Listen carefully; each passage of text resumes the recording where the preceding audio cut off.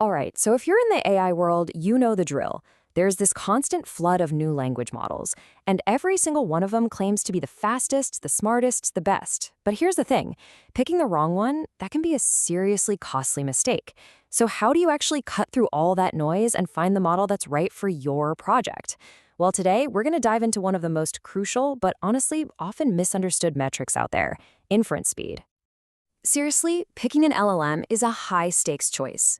And to make the right call, you've got to look past all the marketing hype and get down to what really matters, real-world performance. So today, that's what we're doing. We're focusing on one of the most practical measures there is, just pure, unadulterated speed. And this is the question everyone asks. I mean, from developers deep in the code to CEOs in the boardroom, it's always which AI model is the best. And look, it seems like a simple enough question, right? But as you're about to see, it might just be the wrong question to ask in the first place. Yeah, because the answer is always, it depends. I mean, think about it. The best model for, say, a real-time chatbot that has to give you an answer right now is going to be totally different from the best one for churning through 1,000 documents overnight. It all comes down to the specific job you need it to do. So look, benchmarks for stuff like coding ability or language understanding, they're super important, don't get me wrong. But today, we're really zeroing in on something that's pretty much a universal need, speed. You know, how fast does a model think? And then how fast does it talk back to you? That whole process, that's what we call inference speed. Okay, so to really get a handle on how we measure that speed, we need to pop the hood for just a second. How does the language model actually come up with an answer? It's not magic, I promise. It's actually a pretty straightforward two-step process. It really is a simple two-stage process. First up, you have the pre-fill phase. This is where the model just takes in your entire prompt all at once. You can think of this as the reading step. It's just absorbing the question. Then you get to the decoding phase. This is where it starts generating its response, but it does it one little piece at a time. This is the writing step. So what are those little pieces I just mentioned? Well, they're called tokens. And a token is basically the fundamental building block of text for an AI. In English, a good rule of thumb is that a token is about 4 characters, or maybe 3/4 of a word. So your question gets broken down into these tokens, and the AI's answer gets built back up one token at a time. All right, so now that we know how it works, we can actually start to measure how fast it works. And this really boils down to 2 key concepts that, trust me, you're going to hear all the time: latency and throughput. Let's use a coffee shop analogy here because it works perfectly. Latency, that's how long you personally have to wait in line for your 1 cup of coffee.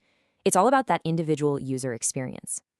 Throughput, on the other hand, is how many total customers the entire coffee shop can serve in a whole hour. That's all about the overall workload, the system's total efficiency. Okay, but we can break down that latency even further, which is where it gets really interesting.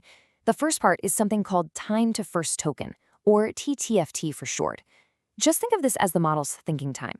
You know that little pause after you hit enter, but before you see the very first word of the response start to appear? That's your TTFT.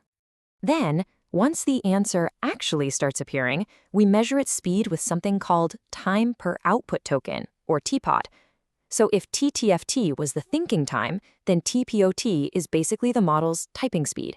It's how quickly it generates all the rest of the words in the response. So when you put it all together, your total wait time is just a combination of these 2 things. It's that initial thinking time, the TTFT, plus the typing speed, the TPOT, multiplied by however many tokens are in the final answer. And both of these really matter for that end-to-end user experience. Okay, so with all those concepts in our back pocket, let's get to the fun part. Let's look at some actual data. How do some of the most popular models out there really stack up against each other in the real world? Okay, this data from artificial analysis is pretty fascinating. Just look at Mixtral. Its throughput is a whopping 95 tokens per second. That makes it an absolute workhorse for big, heavy jobs. But, and this is the interesting part, if you just want a single quick answer, GPT 3.5 Turbo is actually faster for you, the user. Its total latency is just 1.85 seconds. This is a perfect example of that classic trade-off between throughput and latency. And if you look just at that raw output speed, that throughput, you can see models like Mixtral and GPT 3.5 Turbo are basically in a league of their own. These things are built to just crank through huge amounts of text and do it fast. And then you have GPT-4, We all know it's incredibly accurate, but that's often because it's so big and complex. And as you can see, it's significantly slower by this specific metric.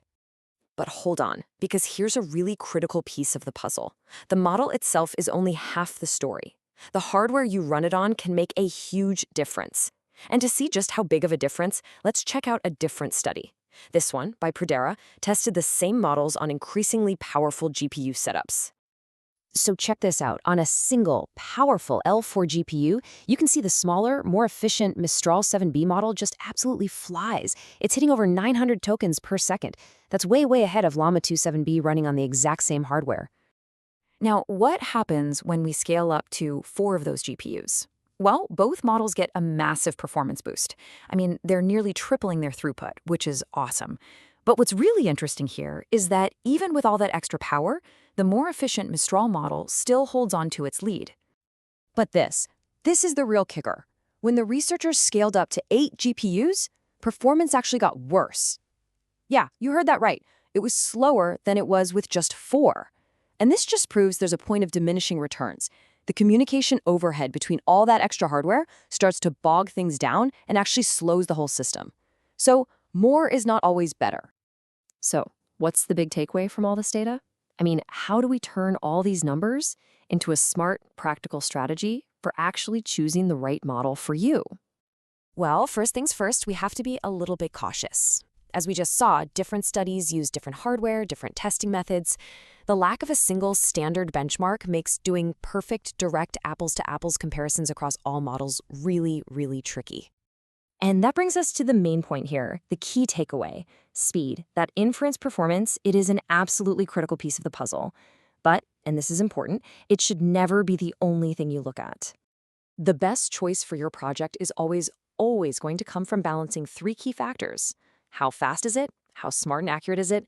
And of course, how much does it cost to run? The true champion for your needs is almost always found somewhere in the sweet spot between all 3. And so that leaves us with the most important question of all, the one you really need to ask yourself. For your project, is it more important to be incredibly fast for one person or to handle a massive crowd? In other words, are you optimizing for latency or are you optimizing for throughput? Your answer to that single question, well, that's what's going to point you to your true champion.